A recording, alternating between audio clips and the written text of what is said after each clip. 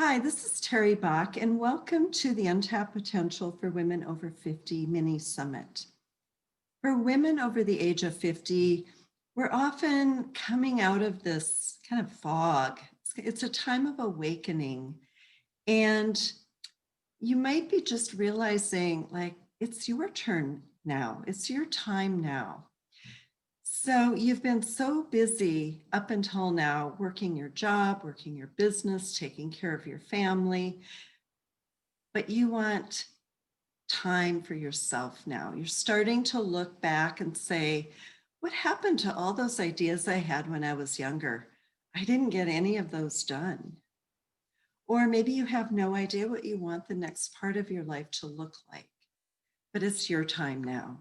So I have invited some amazing experts on the topic of women over 50 and redesigning their lives in this next part on their terms. So each of our experts will be talking about this from their specific and very unique point of view and talking about their experiences too. So today I've invited Deb Johnstone as our expert. Deb is a professional speaker, transformational life, business, and career coach, a midlife transition mentor, and NLP practitioner. She's the founder of the Transformational Pathways Australia and creator of her signature programs, Mindset for Success, and her Rediscovery and signature product, Your Success Planner. Deb has a global vision to create a connected community for women in middle life to transition their lives, feeling confident and empowered and free. Love that. She does this by providing them with support, tools, and resources to access their own wisdom, rediscover who they are, and create the life they want and deserve. Welcome, Deb. Thank you. Thanks so much, Terry. Yes. Gosh, don't so many of us go through that, we get to this phase of life and we've spent so much time focusing on other people and looking after others. And it's I know. Yeah, and some people don't wake up during this time. And I really want to help women get to that place where it's like, gosh, it's my time now. I've been so busy and I know what everybody else needs, but I don't really know what I need and want. Yeah, and not even really knowing how to take our turn. That's the thing. It's Exactly. like not even really knowing how to put ourselves first. Yeah. Exactly. Yes. Yes.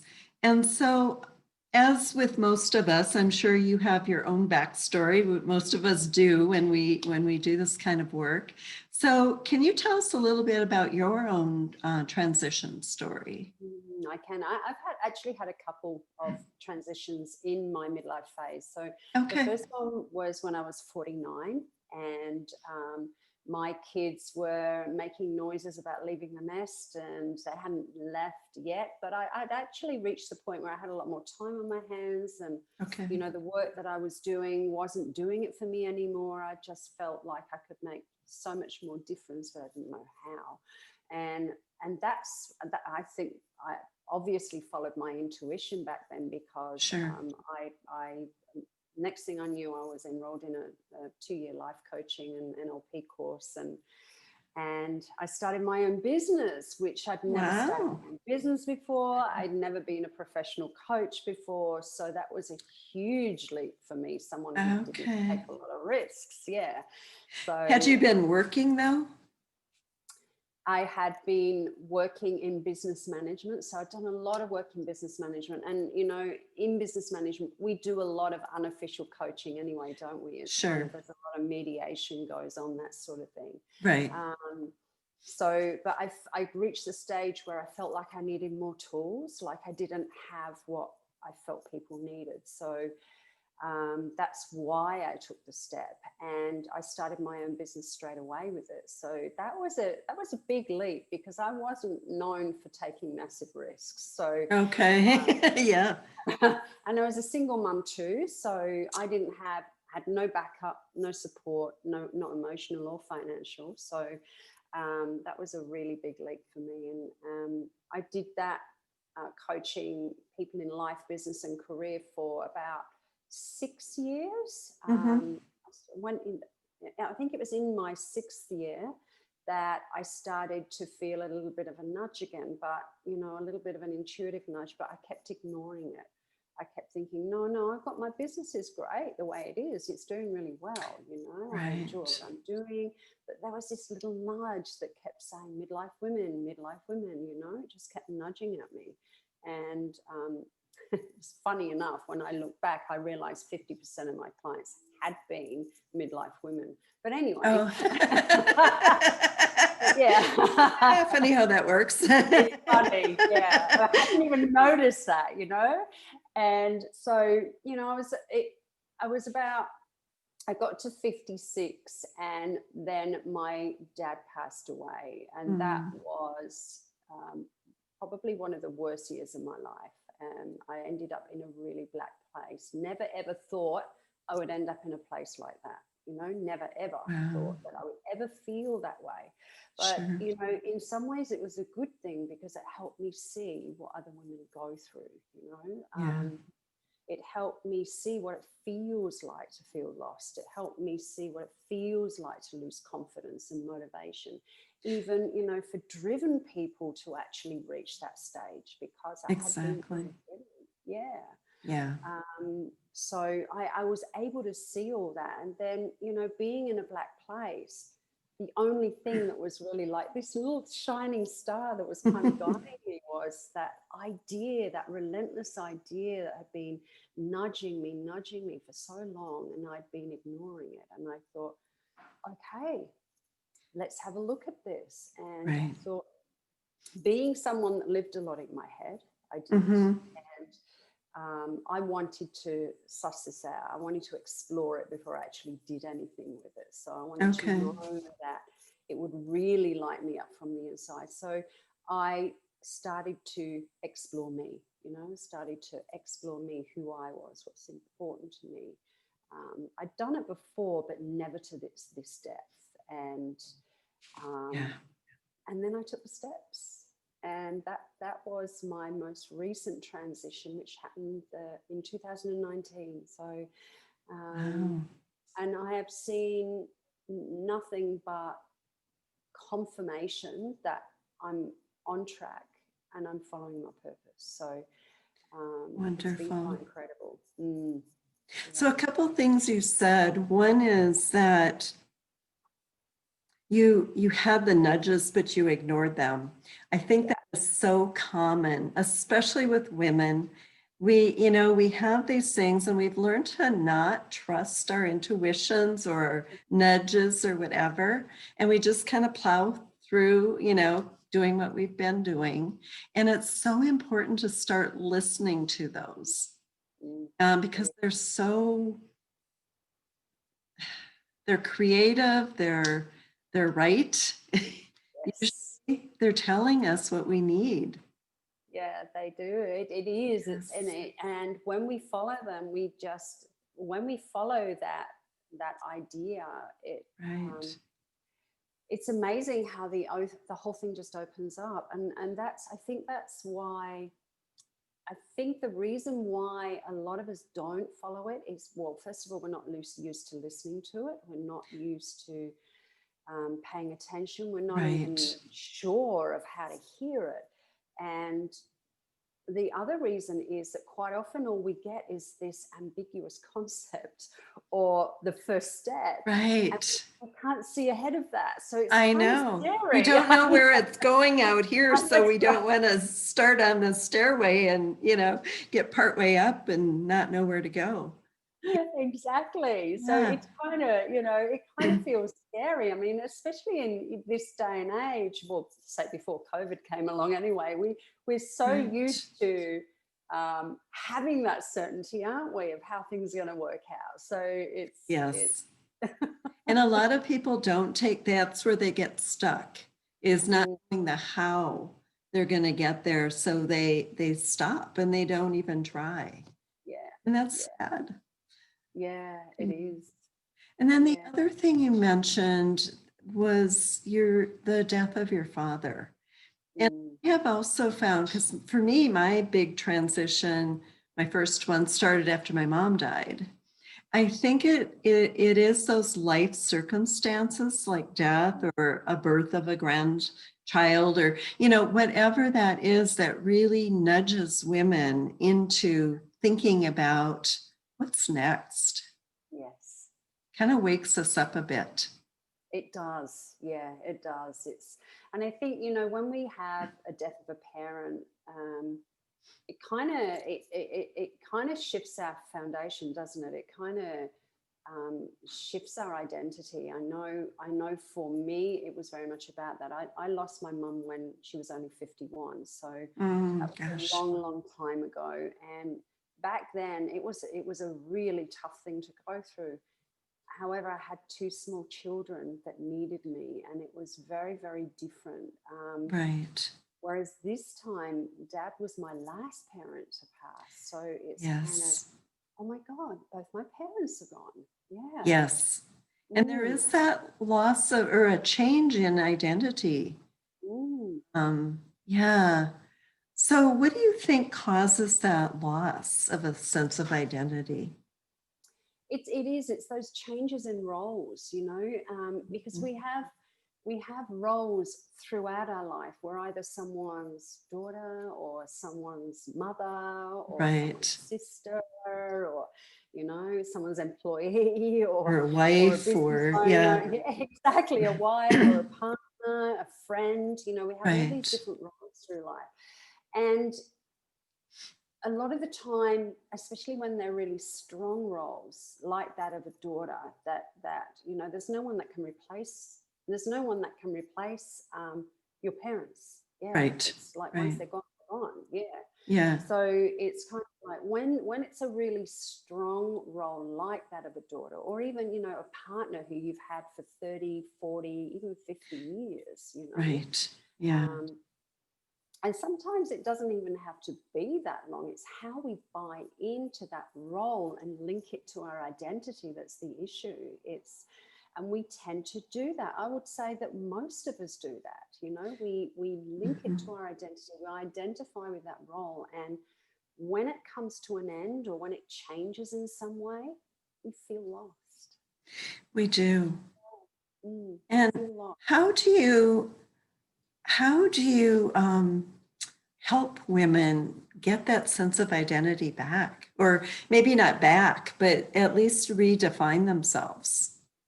It's about redefining ourselves, Right. isn't it? Because Yeah. we're not the same person we were 30, 20, or even 10 No. years ago, or even No. 5 years ago. Yeah. No. Because when these life situations come along, when these roles change or come to an end, it does change who we are.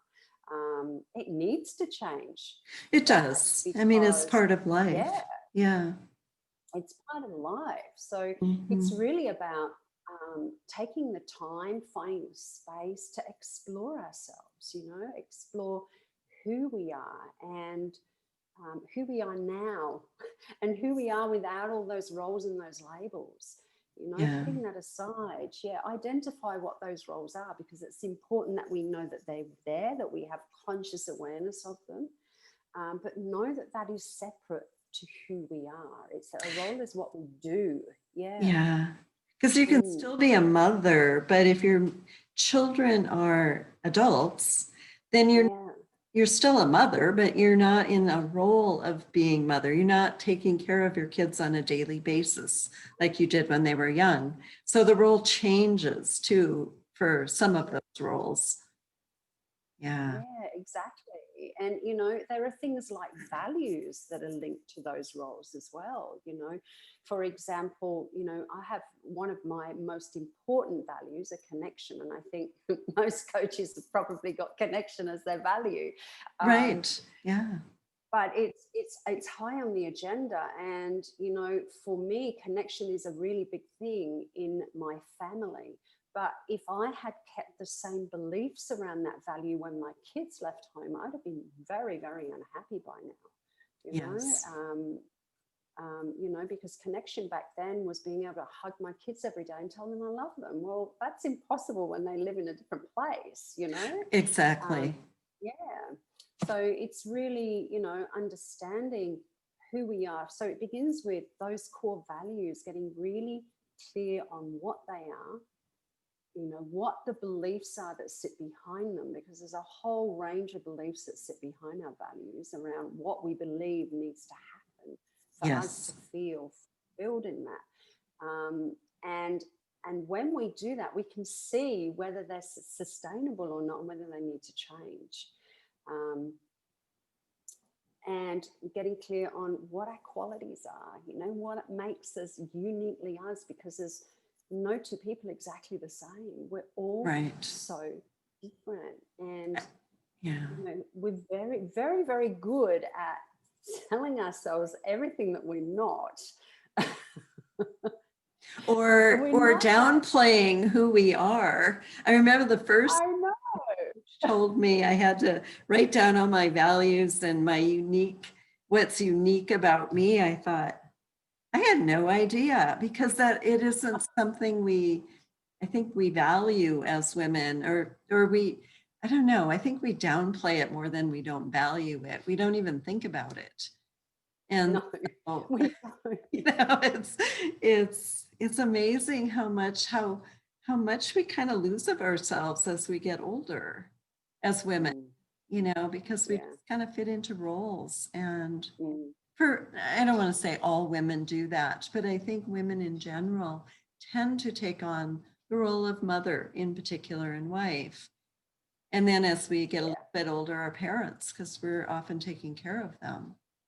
And so we do kind of lose sight of ourselves. Yeah, we do, don't we? Yeah, we do. We do. And I know for me, when my kids left home, that was hard, but I probably didn't feel it as much as a lot of other mothers would, because number one, I had my new business to focus on. That was my baby. Right. And number two, I had my father, who, although he kept flicking me off and telling me he didn't need me, but, I felt like it gave me purpose. I needed, I was still the nurturer in that role. So, yeah. Yes. Yeah. So it's, really important that we get clear on what those qualities are, And until we start to build conscious awareness around this, like you say, we just think, oh, it's nothing, Someone might say to you, oh, you're so kind. And you go, oh, well, I'm just doing the right thing, and just flick it off. But it's actually a quality. It is. I know. Yeah. Or we say, oh, but everybody else is like that too, or other people do that same thing, or whatever. Yeah. So I think that's the biggest thing as women that we need to kind of get over is really, how do I say this? Just really being able to focus on our uniqueness and loving it about ourselves. That I love myself because I'm this, and not everybody else is. Yeah, that's right. It's really, that's so true. And it's the same with our strengths as well, and our gifts. We do the same thing with that as well. It's like, because our strengths and our gifts are things that we're naturally good at. And so it's easy to just think that everybody, just like you said before, that everybody can do it. But okay, they may be able to do it, but it doesn't mean that they're good at it like you are, Right. Yes. And sometimes we're so natural with something, we don't realize that we're natural with it because we like it and we're good at it. Yeah. And somebody else might not have that. Yeah.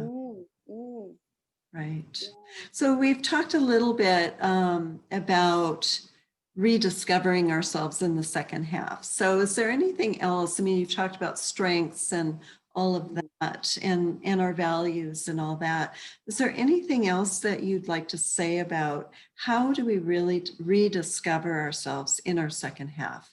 For people who are listening, it's like, I know I want my life to change, but I have no idea how to go about it. Or it's really, it's really about, yeah, those things are important, you know, qualities, gifts, talents, right.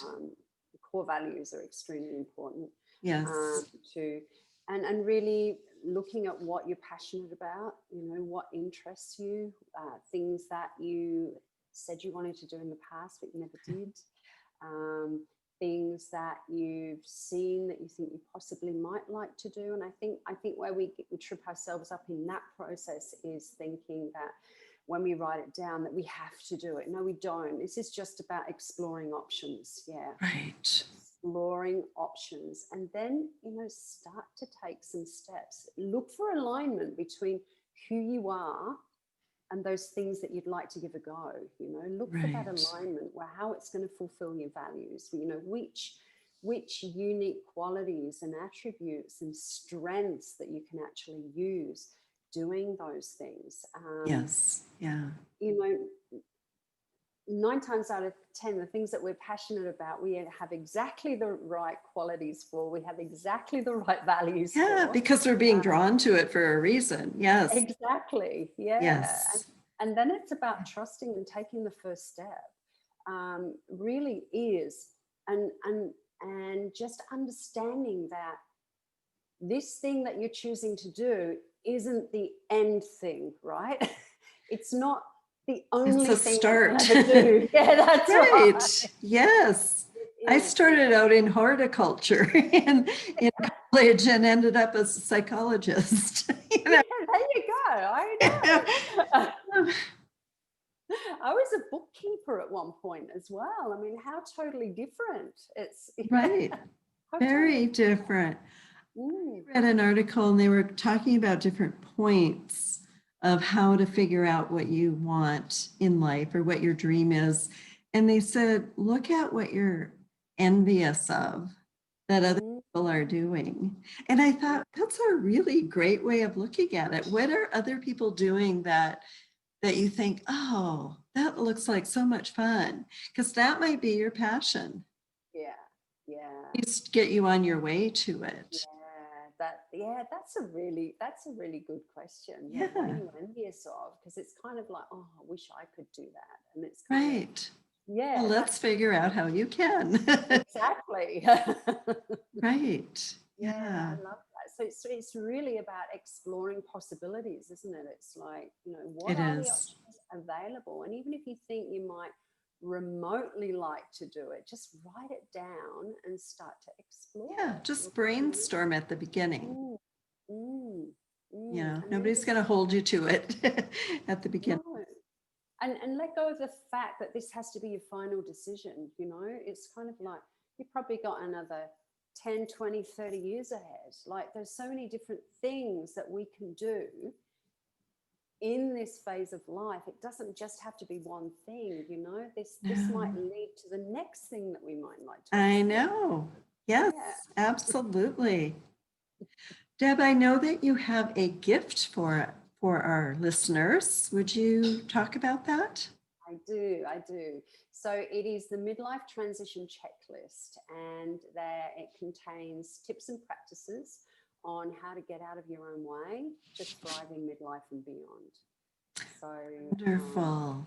And for our listeners, all you need to do to get to Deb's free gift is to click on the button below this video, and it'll take you right there. So, Deb, thank you so much for being here. I really enjoyed talking with you and getting to know you a little bit more. And also, big thank you for our audience. Thank you so much for following the Untapped Potential for Women Over 50 mini summit.